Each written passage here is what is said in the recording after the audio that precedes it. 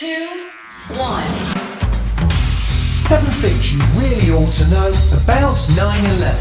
I'm Jamie East, and this is the Smartest 7. Hello and welcome to a new occasional series from the creators of the daily news podcast, The Smart 7. We'll take a look in more detail at a significant moment or topic, providing clear and concise information that gets you up to speed on the what, the why and the how. Our first episode looks at the events of September the 11th, 2001, a day now known simply as 9/11. 20 years on, we look at what happened and why, what the events on that day led to, and how it's taken 20 years for the war in Afghanistan that followed 9/11 to finally end. Our guests include Dave Tereshchuk and Bruce Hoffman, and we'll feature some of the audio that defines the events of that day and the aftermath.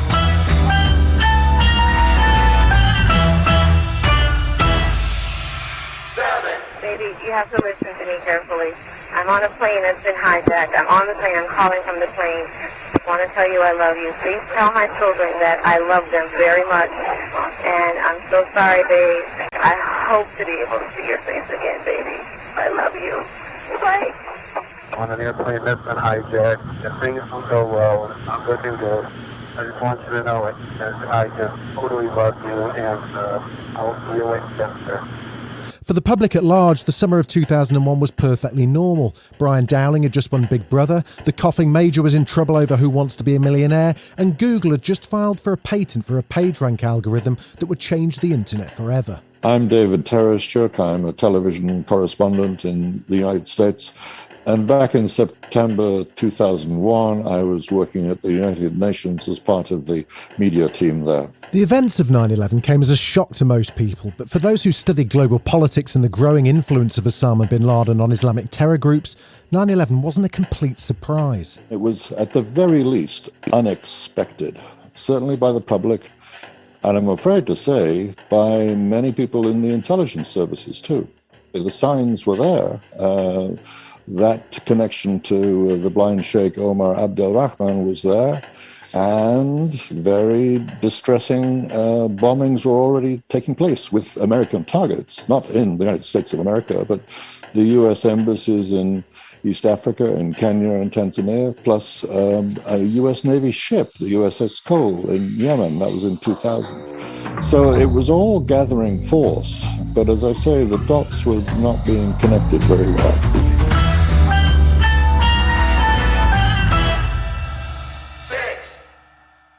It was 8:46 a.m. New York time when American Airlines Flight 11 hit the North Tower of the World Trade Center. This just in, you were looking at obviously a very disturbing live shot there. That is the World Trade Center, and we have unconfirmed reports this morning that a plane Something devastating has happened, and again, unconfirmed report that a plane has crashed into one of the towers there. We are efforting more information on this subject. 17 minutes later, as the world watched live, it happened again. This time, United Flight 175 flew into the South Tower, and the world realised it wasn't some terrible accident, but someone's terrible master plan.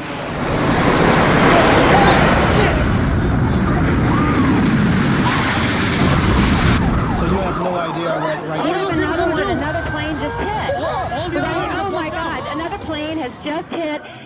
Both planes had been hijacked and were full of passengers. My first awareness of the terrorist attacks was to come out of the subway, walk to my office building to find that it was being evacuated. I had to share my cell phone with lots of people who were trying to phone their families to tell them that they were okay.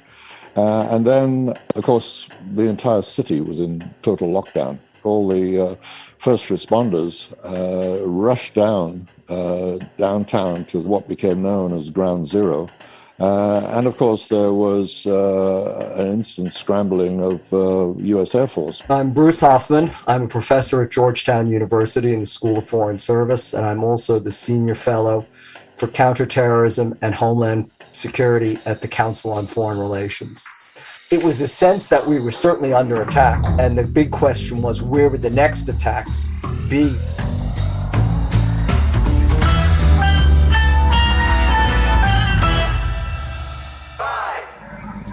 Pentagon just got hit. Don't say that. God damn, I can't even protect my NCA. United 9-3. Have you got information on that yet? Yeah, he's down. He's down? Yes. When did he land? He did not land. Oh, he's down? Yeah, Down? somewhere. I got some pieces down. Even as the world struggled to understand what was happening in New York, there were 2 more hijackings underway. Oh my goodness. We're looking at a live picture from Washington, and there is smoke pouring out of the Pentagon. At 9:37, a third jet, American 77, ploughed into the Pentagon, and 26 minutes later, United Flight 93 crashed into a field near Shanksville, Pennsylvania, as the passengers attempted to overwhelm the hijackers who forced the plane down. On the morning of September 11th, 2001, I was basically across the street from the Pentagon. So I was about as close as you could get without being adversely affected from the crash of American Airlines Flight 77 into the side of the building. The federal government had shut down, had told everyone to go home. Every business in Washington, D.C. had closed down. The streets were absolutely packed with vehicles and people. The metro, there's rows and rows of people. No one could get anywhere. There was just complete gridlock. And I remember standing across from the Pentagon, the smoke coming out of the building, these throngs and crowds surrounding me. And I honestly thought that World War III had begun.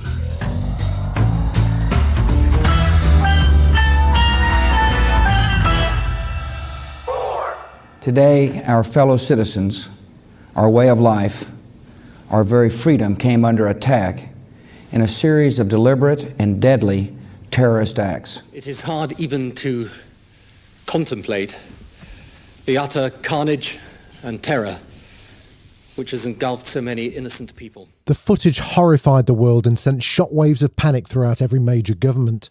One of the defining images of the 9/11 attack was George W. Bush sitting in a children's school, seemingly stunned by what was being whispered in his ear.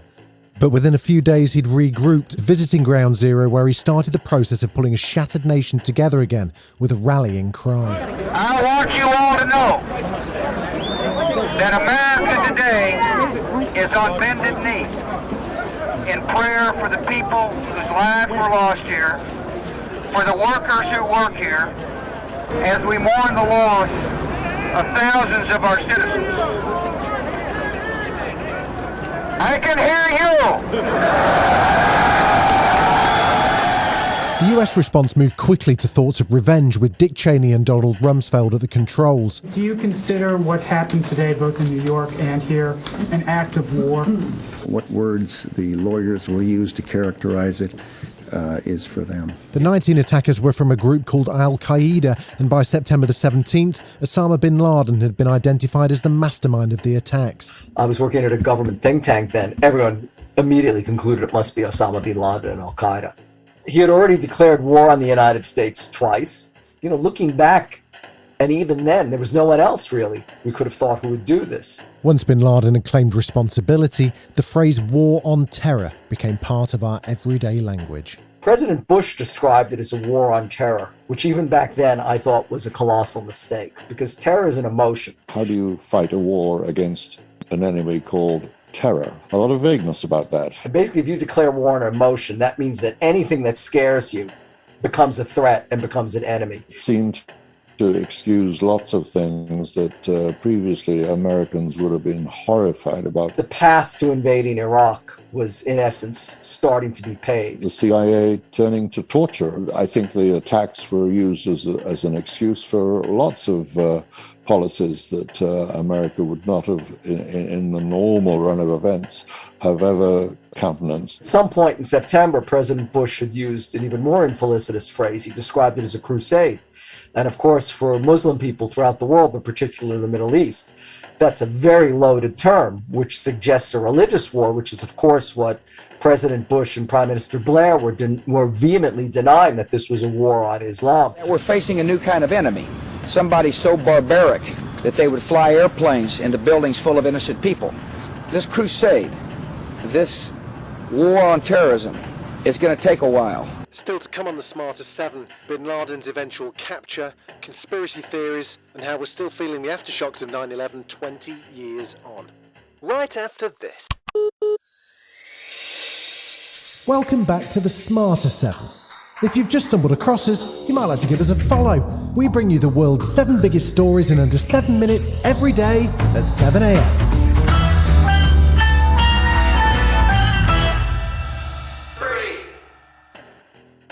It took 10 long years for the United States to track down the 9/11 mastermind Osama bin Laden, and despite the war on terror and many long years of hunting him along the border with Pakistan, he remained elusive. I mean, the hunt for Osama bin Laden was a combination of terrible errors. We had a chance to kill or capture him at Tora Bora in December 2001.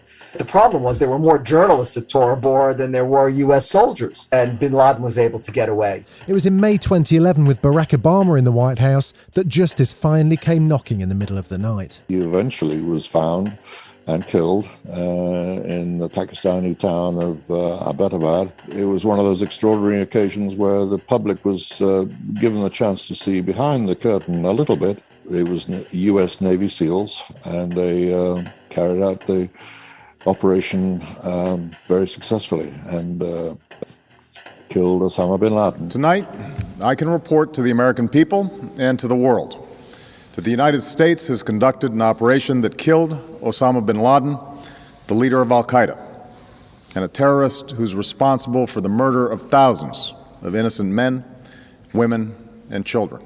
The images of 9/11 are seared into our national memory. And yet we know that the worst images are those that were unseen to the world. The empty seat at the dinner table, children who were forced to grow up without their mother or their father, parents who would never know the feeling of their child's embrace, nearly 3,000 citizens taken from us, leaving a gaping hole in our hearts. And that, you would have thought, would be a major victory.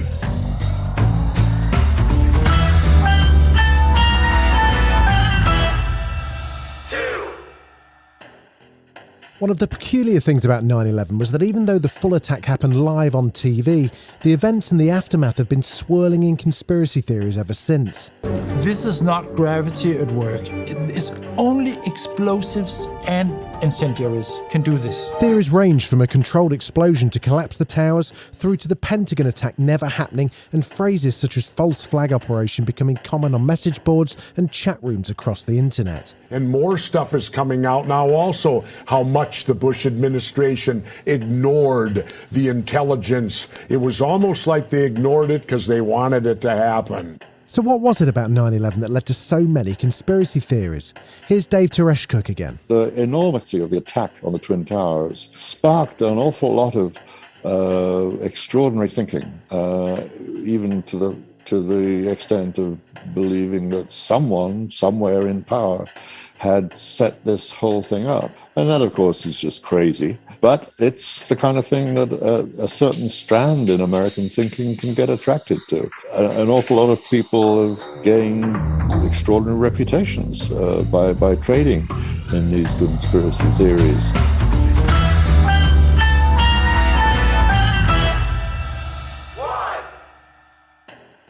For the United States, after almost 20 years in Afghanistan in theory fighting a war on terror, it was only in the last few years that a public appetite to end the forever wars came to the fore.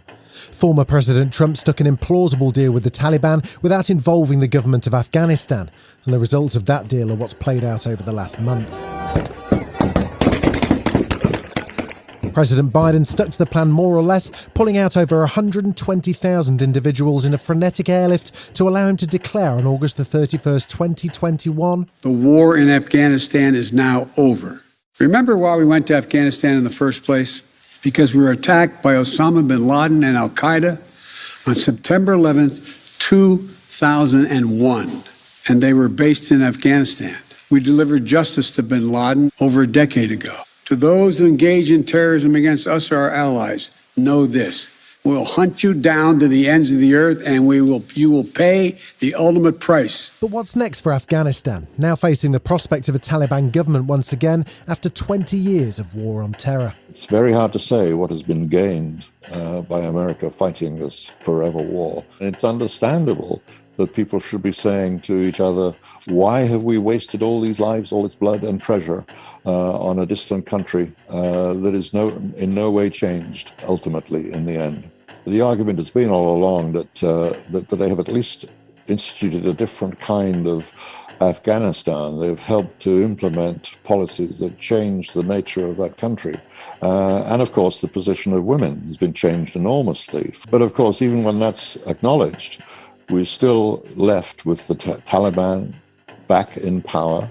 And it's still not clear how much they're going to return to their old ways of running the country. But it's not looking good. Neither I think, nor anyone in their right minds ever envisioned that this war would be lasting 2 decades. As then General James Mattis, when he was commander of U.S. Central Command, said back in 2013, a war's over only when the enemy declares it's over. I wonder where it will all end. This has been The Smarter 7, a bonus episode to get you up to speed on big and often complex stories. The regular Smart 7 is published every day at 7 a.m. Search and follow wherever you get your podcasts. Written, produced and published by Daft Doris.